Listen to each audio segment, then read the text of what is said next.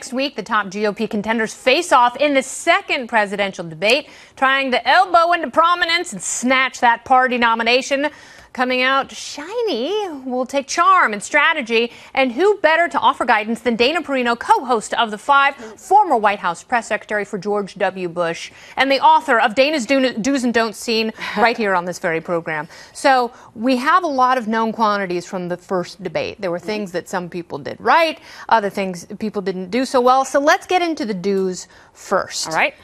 One of the things is you have to lay out and define your candidacy. You said the first time around it was like freshman orientation. How do they lay out their candidacies? Right, so they were just introducing themselves like, hi, I'm Donald Trump. And, well, everybody knew him, so that's probably I'm Bobby Jindal. But Bobby Jindal or Carly Fiorina, and they're trying to explain who they are and justify their candidacy. But it's very important that at this point you should be able to say why you're running for president, why you're the best for the job, and you have to make that memorable. Something that will stick with Kennedy the next morning when you come in and say, okay, Lindsey Graham says he should be president because X. Yeah.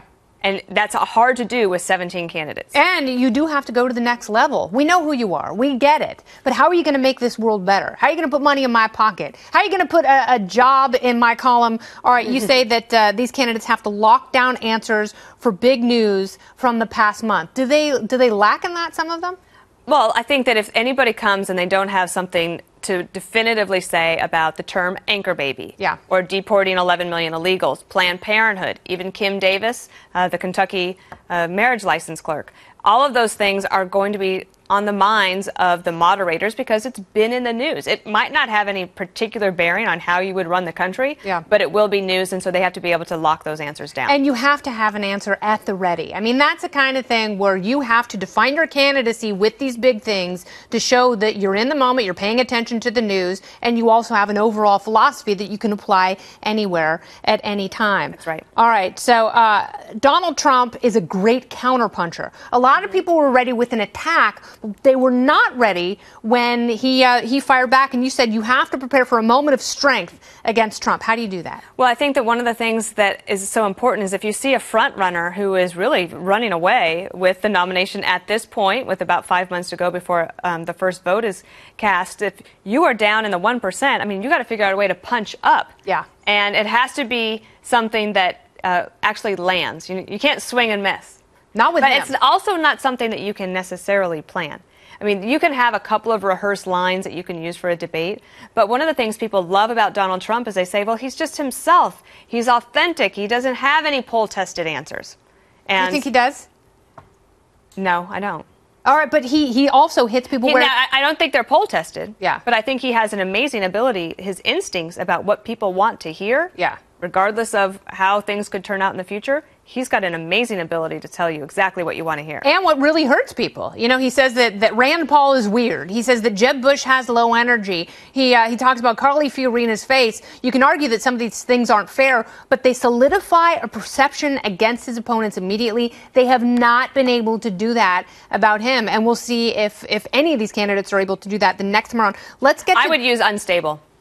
With Donald Trump? Well, I mean, one of my questions before we get to your don'ts, will Hugh Hewitt do, again, as a moderator, what he did on his radio show with Donald Trump and point out some of his superficial, shallow knowledge on important Well, I hope issues? that all of the moderators ask questions. I don't think it's unreasonable for somebody who wants to be the commander-in-chief and the leader of the United States of America. It's not unreasonable to know the names of who the main enemies are. Yeah. It's not like in the 2000 election where in a debate President Bush was asked if he could name the president of Slovenia. Yeah. That was actually the question. It wasn't the head of the Quds Force. But now remember, in 2000, neither Al Gore nor George Bush, neither of them got a question about al-Qaeda the entire election season. See, and that is the fault of the moderator. So there's a smart way of doing it. And let's get to some of your don'ts. Okay.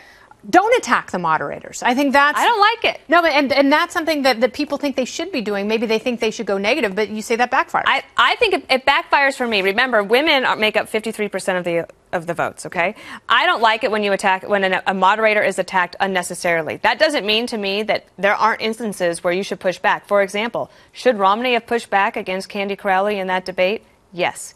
He basically took the high road, and a lot of people think that hurt his candidacy. I don't think he was going to win at based that on point, the numbers anyway. Yeah. However, if you think of Newt Gingrich pushing back against John King, a lot of people loved that. it doesn't just get you very far. It's like eating cotton candy. It feels good at the moment. You might get a couple of headlines, but it's not going to last. All right, we've only got about 20 seconds left. You say don't screw up the news cycle, your own news cycle, with a hard-to-explain gaffe. That's right. In the next few days, I would just basically steady as she goes. You don't want to be on the front page of the New York Times for something that you either said that was a mistake or some sort of scandal. You want to go into that debate clean. You really do. And you want to have a clean entry and exit. Dana Perino, thank you so much. And no splash. That's right. It's like diving. You got to be Greg Louganis up there if you're going to be the next president. Thank you very much. Welcome.